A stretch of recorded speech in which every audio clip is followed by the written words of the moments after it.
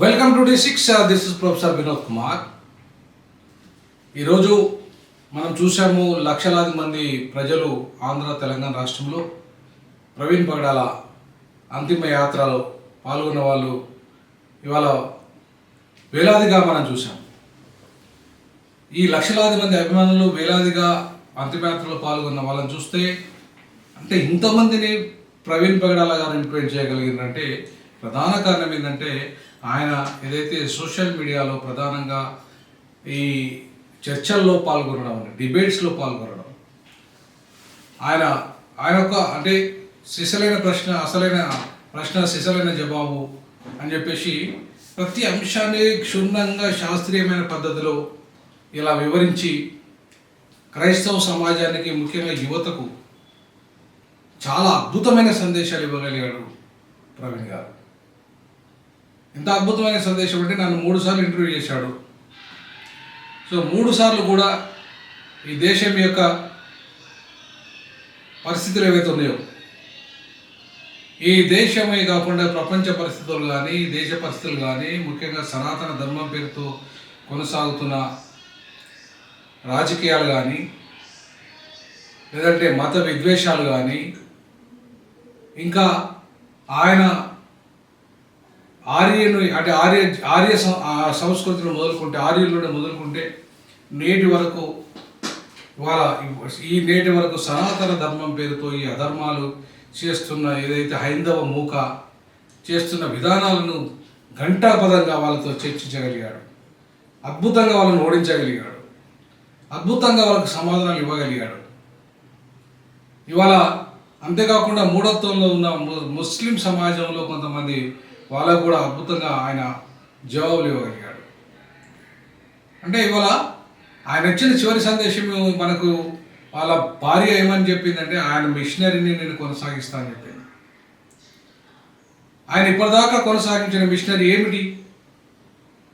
కేవలము బైబిల్ మాత్రమే కాదు, నేను ప్రవీణ్ పగడాలకు చెప్పింది కూడా అదే. బైబిల్ అంటే పరలోక రాజ్యము, ఈ భారత రాజ్యాంగం అంటే ఈ లోక రాజ్యం. నేను ప్రవీణ్ పగడాలతో చెప్పాను, నీకు బైబిల్ ఎంత ముఖ్యమో ఈ భారత రాజ్యాంగం కూడా అంతే ముఖ్యం. బైబిల్ పరలోక రాజ్యం గురించి మాట్లాడుతుంది, కానీ ఈ లోక రాజ్యం గురించి మాట్లాడేది మన భారత రాజ్యాంగం. సో బైబిల్ భారత రాజ్యాంగమా ఈ దళిత సమాజానికి ఏంటంటే రెండో అవసరమే. ఎందుకంటే ఈ దళితులకి వేలాది సంవత్సరాలుగా ఏ హైందవ సమాజము అంటరాని వాళ్ళుగా చేసిందో, ఏ హైందవ సమాజం వాళ్ళని మనుషులుగా చూడలేదో, ముట్టరాని వాళ్ళుగా చూసిందో, ఊరోదలు వచ్చిందో, ఏ హైందవ సమాజము వాళ్ళని అధికారానికి దూరం చేసిందో, ఏ హైందవ సమాజము వాళ్ళని ఇవాళ ఇప్పటిదాకా కొన్ని వేల సంవత్సరాలుగా నేటి కూడా ఈరోజు వరకు కూడా ఈ అంటరానితనాన్ని నిర్మూలించిన భారత రాజ్యాంగం నిర్మూలించింది అంటరానితనం, కానీ కులవేస్తూ ఉన్న కారణంగా ఇంకా అంటరానితనం కొనసాగుతూనే ఉంది. సో కాబట్టి ఇవాళ క్రైస్తవులకు, ముఖ్యంగా దళిత క్రైస్తవులకి ఈ భారత రాజ్యాంగం ద్వారా ఒక అన్యాయం జరిగింది. అదేంటంటే వాళ్ళ కులం మారతలేదు, కానీ వాళ్ళ మతం మారినంత మాత్రం వాళ్ళ కులాన్ని మారతలేదు. కాబట్టి వాళ్ళకి రిజర్వేషన్లు ఇవ్వచ్చు, కానీ ఇవ్వడం లేదు. మతం పునాదిగా రిజర్వేషన్లు ఇవ్వమని చెప్తున్న భారత రాజ్యాంగము, కానీ అదే మతం పునాదిగా ఇవాళ దళితులను మాత్రమే ఈ దేశంలో ఇవాళ వాళ్ళకు హక్కులు లేకుండా చేసింది, మత స్వేచ్ఛ లేకుండా చేసింది, రిజర్వేషన్ల హక్కులు లేకుండా చేసింది. నువ్వు మతం మార్చుకోవడానికి రిజర్వేషన్లు ఉన్నాయి, ఒక్క దళితులకే వర్తిస్తుంది. అది ఓసీ క్రైస్తవులకు వర్తించట్లేదు, బీసీ క్రైస్తవులకు వర్తించట్లేదు, చివరికి ఎస్టీ క్రైస్తవులు కూడా వర్తించట్లేదు. ఒక ఎస్టీ క్రైస్తవులకు, దళిత క్రైస్తవులకు మాత్రమే వర్తిస్తుంది. ఈ రాజ్యాంగంలోనే అవివక్షత ఉంది. కాబట్టి బాబాసాహెబ్ అంబేద్కర్ బతికినప్పుడే అది ఈ రాజ్యాంగంలో చూపించబడ్డది. మరి బాబాసాహెబ్ అంబేద్కర్ దీని గురించి పోరాటం పెద్దగా చేసినట్టుగా మనకు కనపడదు. కానీ నేటి అవసరం ఏంటంటే నీ కులం ఉన్నంత కాలం నువ్వు మతం మార్చుకున్నా కూడా వృధానే అయిపోయింది. మతం మార్చుకున్నా నేను అంటరాని వాడిగా చూస్తున్నారు, మతం మార్చుకున్నా కూడా నీకు విలువ లేకుండా ఉంది సమాజంలో. కాబట్టి దళిత క్రైస్తవుడు అయినంత మాత్రాన నువ్వు ఇక్కడ విలువ లేనప్పుడు నువ్వు ఆది హిందువుగా ఉండడమే బెటర్ అనే పరిస్థితికి నెట్టబడింది దళిత సమాజం. సో ఆది హిందువులు అయిన వాళ్ళు అంటరాని వాళ్ళు అయినందుకే కదా ఇవాళ వాళ్ళ క్రైస్తవ మతంలోకి ఇస్లాం మతంలో పోయింది. మరి ఈ విషయాలని పట్టించుకోకుండా బలవంతంగా రాజ్యాంగ వివక్షత పాటిస్తూ మతం మారితే మీకు రిజర్వేషన్ వర్తించాయి అని చెప్పేసి ఇదే రాజ్యాంగంలో పొందుపరిచిన కారణంగా ఇవాళ వేల సంవత్సరాలుగా ఏ అంటరానితనానికి బలి అయిన ఈ దళిత సమాజం ఈ రాజ్యాంగం వచ్చిన తర్వాత రాజ్యాంగ అంటరానితనానికి బలి అవుతుంది. మరి ఈ రాజ్యాంగ అంటరానితనాన్ని కూడా నిర్మూలించాల్సిన అవసరం ఉంది కదా అని చెప్పి నేను ప్రవీణ్ గారితో చాలా సందర్భాల్లో చర్చించడం జరిగింది. ఆయన వాస్తవాన్ని ఒప్పుకున్నాడు. ఎస్, వీఆర్ ఆది హిందూస్, ఆది సింధూస్, ఆది హిందూస్. ఆ సింధు నాగరికత దళితుల చరిత్రను ఇవాళ తిరగరాయగలిగింది. ఆ సింధు నాగరికత పునాదిగా హరప్ప, హర అంటే శివుడు, అప్ప అంటే తండ్రి, శివుడు తండ్రి లాంటి నాగరికత. శైవ నాగరికతలో వర్ణం లేదు, కులం లేదు.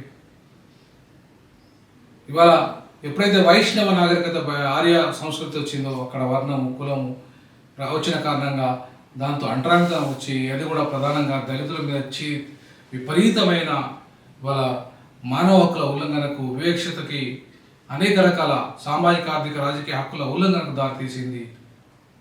అది అంతం కానంత వరకు, కుల నిర్మూలన జరగనంత వరకు ఈ దేశంలో సమాజం నిర్మించలేమని చెప్పిన బాబాసాహెబ్ అంబేద్కర్ ఆయన ఒక సందేశం ఏదైతే ఉందో ఆ సందేశము ఇప్పటికీ ఇంకా మిగిలి ఉంది. ఆ సందేశం ఇంకా ఇప్పటికీ ఇంకా అసంతృప్తిగానే ఉంది.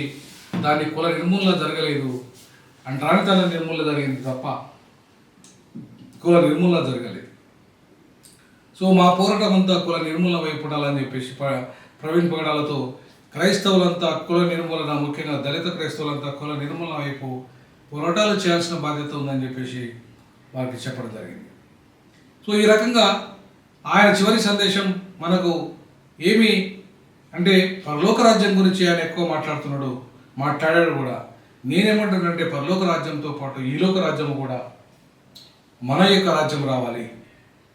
మన రాజ్యం రాకుండా మనకు సమానత్వం రాదు, మన సమానత్వాన్ని ఇవ్వలేము. సో అందుకే బైబిల్ ఎంత ముఖ్యమో భారత రాజ్యాంగం కూడా అంతే ముఖ్యం దళితులకు, ముఖ్యంగా దళిత క్రైస్తవులకు. సో ఇక భవిష్యత్తులో వాళ్ళ గురించి ఆలోచన చేయాల్సిన అవసరం ఇంకా ఎంతైనా ఉంది. ఎందుకంటే నేను 30 ఏళ్ళు బాబాసాహెబ్ అంబేద్కర్ మార్గం గురించి ఎక్కువ పోరాటం చేయడం జరిగింది. కానీ ఇంకా బాబాసాహెబ్ అంబేద్కర్ రాసిన రాజ్యాంగం ద్వారా రాజ్యాంగ వీక్షితంలో ఎదుర్కొంటున్న దళిత క్రైస్తవుల గురించి వాళ్ళ మాట ఏంటి, వాళ్ళ పరిస్థితి ఏంటి? ఏ బాబాసాహెబ్ అంబేద్కర్ రాజ్యాంగం ద్వారా సమాన హక్కులు ఇచ్చిందో అదే రాజ్యాంగము ఇవాళ దళిత క్రైస్తవులకు నీకు హక్కులు లేవని చెప్తున్నది, నీకు మత స్వేచ్ఛ లేదని చెప్తున్నది, నువ్వు మతం మారితే నీకు రిజర్వేషన్లు లేవని చెప్తున్నది. మరి ఇది వివక్షత కాదా, రాజ్యాంగ వివక్షత కాదా? సో ఈ రాజ్యాంగ వివక్షత అంతం కానంత వరకు ఈ దేశంలో సమసమాజం జరగదు, సమసమాజ నిర్మాణం జరగదు. కుల నిర్మూలన అంతం కానంత వరకు, వర్ణ నిర్మూలన జరగనంత వరకు ఈ దేశంలో సమసమాజ నిర్మాణం చేయలేమని చెప్పి బాబాసాహెబ్ అంబేద్కర్ చెప్పినట్టుగానే నేను కూడా అదే అంశాన్ని చెప్తున్నాను, వక్కానిస్తున్నాను.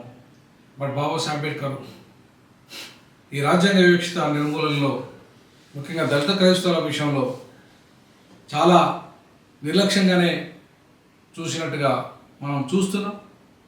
బట్ ఈ జాతీయవాదం కేవలం హిందువులకైనా, క్రైస్తవులకు కాదా, ముస్లింలకు కాదా? వీళ్ళు మనుషులు కాదా? వీళ్ళు ఈ దేశంలో భాగస్వామ్యం కదా, ఈ స్వతంత్ర పోరాటంలో భాగస్వామ్యం కదా,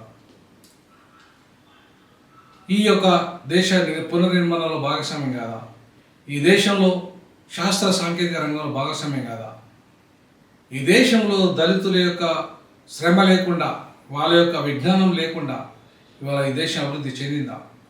బ్రిటిష్ వాళ్ళ నుండి నేరుగా అవకాశాలు పొందిన దళితులు ఈ దేశ పునర్నిర్మాణం కాకుండా ప్రపంచ పునర్నిర్మాణంలో పాల్గొన్నారు. ఇవాళ ప్రపంచ మేధావిగా బాబాసాహెబ్ అంబేద్కర్ ఎదగలిగిందంటే బికాజ్ ఆఫ్ బ్రిటిషర్స్ సహకారం.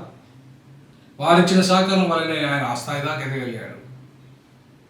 కాబట్టి ఇవాళ ప్రవీణ్ పగడాల గారితో ఈ అంశాలు, ఇట్లాంటి అంశాలన్నీ కూడా నేను చర్చించడం జరిగింది.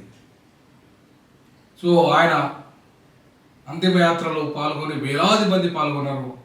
బట్ ఆయన సందేశాన్ని ఎంతమంది గ్రహించారు, ఎంతమంది ప్రవీణ్ పగడాలానికి కోరుకున్న సమాజ నిర్మాణం. బైబిల్ అంటే సమాజ నిర్మాణమే. ఏదో పరలోకంలో మొత్తం అక్కడున్న స్వర్గం గురించి కాదు. బైబిల్ ఈజ్ నథింగ్ బట్ సమాజ నిర్మాణం. భారత రాజ్యం మీద నథింగ్ బట్ సమాజ నిర్మాణం. అదే నా చివరి సందేశం అనేది ప్రవీణ్ పగడాల ఆయన మాటల్లో మనకు కనబడుతుంది. సో ఆయన సమాజ నిర్మాణం వైపు, అది బైబిల్ అయినా భారత రాజ్యాంగమైన సమాజ స్థాపన కోసమే అని చెప్పేసి నేను ఇచ్చిన సందేశాన్ని ఆయన గ్రహించాడు. సో ఇప్పుడంతా కూడా దళిత క్రైస్తవులు కూడా ఇప్పుడు గ్రహించాల్సింది అదే. బైబిల్ అయినా భారత రాజ్యాంగమైనా ఒకటే సందేశాన్ని ఇస్తుంది, సమాజ నిర్మాణం. ఆ సమాజ నిర్మాణంలో ఎంతోమంది సమిధులైతారు, అందులో ప్రవీణ్ పగడాల ఒకరు. సో కోట్లాది మంది ప్రజలు, లక్షలాది మంది త్యాగాలు, వేలాది మంది పోరాటాల ఫలితంగా ఇవాళ ఈ రాజ్యాంగం ఏర్పడింది, ఈ బైబిల్ ఏర్పడింది. కాబట్టి వీళ్ళందరి ఈ బైబిల్ కానీ భారత రాజ్యాంగం లక్ష్యం ఒకటే. ఆ లక్ష్య సాధనలో సమాజ నిర్మాణమే అంతిమ లక్ష్యం. అదే దాన్ని సాధించడమే మనం ప్రవీణ్ పగడాలకు ఇచ్చే నిజమైన సందేశం, నిజమైన నివాళి. జై భీమ్, జై పులే, జై పెరియార్.